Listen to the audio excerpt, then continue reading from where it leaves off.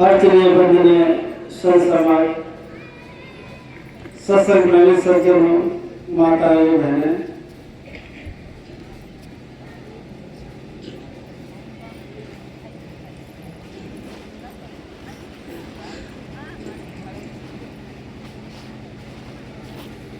हर आदमी दुख से छूटना चाहता है, क्योंकि सभी लोग ज्यादातर दुख से पीड़ित हैं और इसलिए उस दुख से व्याकुल होकर के उस दुख की निवृत्ति के लिए तरह तरह के उपाय करते हैं, किसी तरीके से हमारा दुख मिटे। और मेन बात यह है, हर दुख की वजह होती है।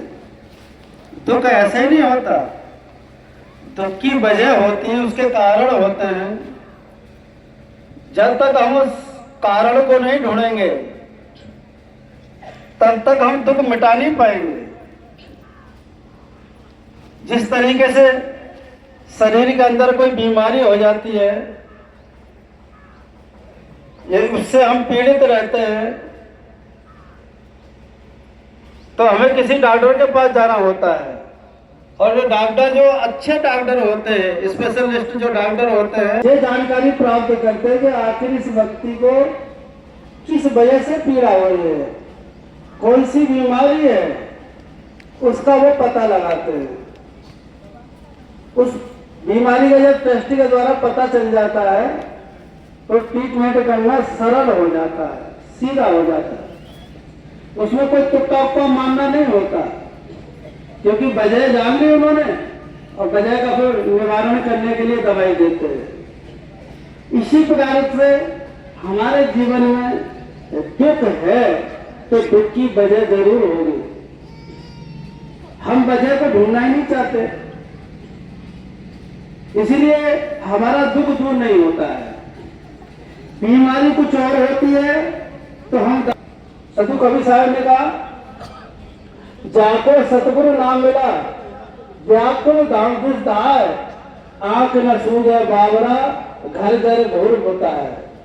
सतु कबीर साहब ने कहा, जाको सतगुरु नाम मिला, जिसको सच्चे विवेकी साधु गुरु नहीं मिलते हैं, वो दसों दिशा में भटकता दौड़ता है। व्याकुल धाम दुष है, व्याकुल होकर के दसों दिशा में भटकता दौड़ता है, कहीं से शांति मिले, कैसे ही हमारा दुख छूटे। मुझे साहब ने कहा, आंख न सूझे बाबरा घर घर घोर होता है। साहब कहते हैं बाबरों को आंख से सूझता नहीं है, घर में आग लगी है और घोड़े पे पानी डाल रहे हैं, तो बताइए कभी आग बुझेगी? यही ठीक हमारा जीवन भर यही उपाय रहता है कि बीमारी कुछ और होती है तो हम दवा कुछ और कर रहे होते हैं।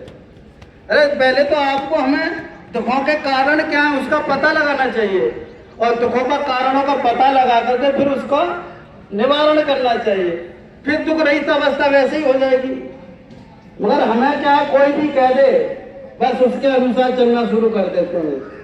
वो रास्ता मंजिल को जाता है या नहीं जाता वो हमें पता नहीं है, हम दूसरे के कहने सुनने पे ज्यादा चलते हैं। यहाँ पर जरूरत है अपने स्वयं विवेक की। जब तक आपके अंदर स्वतः विवेक नहीं होगा तब तक आप दुख से छुड़ा नहीं पाएंगे।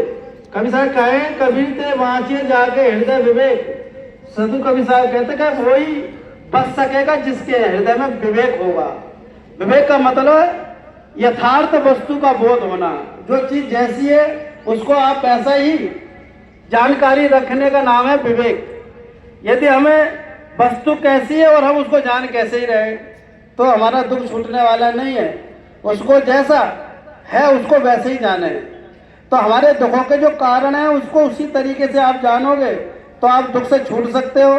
जब तक दुखों का कारणों का पता नहीं है तब तक दुख छूटने वाला नहीं है। सत्संग में यही पता लगाया जाता है कि भाई आखिर हमें दुखी हैं तो हम क्यों हैं, हमारे जन्म मरण